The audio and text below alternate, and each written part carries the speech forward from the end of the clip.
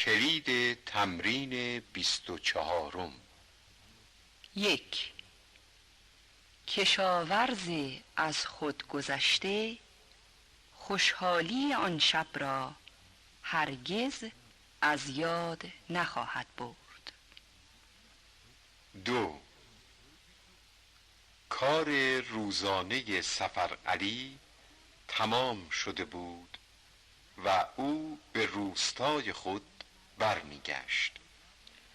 3. او هر شب از نزدیک راه آهن عبور می کرد تا به منزلش برسد. 4. ناگهان صدای غرش وحشتناکی از کوه بلند شد. 5.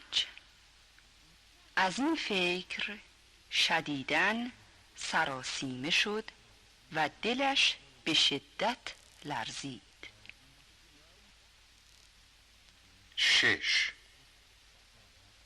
صورت بشاش مسافران را به خاطر آورد که از داخل قطار برای او دست تکان می‌دادند.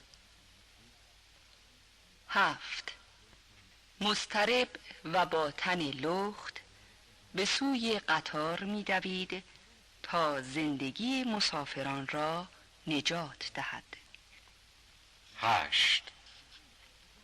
سنگ‌های فراوانی از کوه پایین ریخت و راه آهن را بست.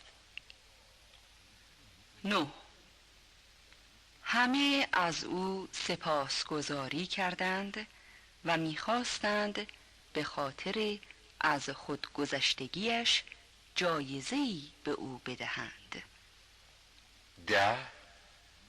سفرعلی گفت جایزه من خوشنودی خداوند و رهایی شما از این اتفاق پرخطر است.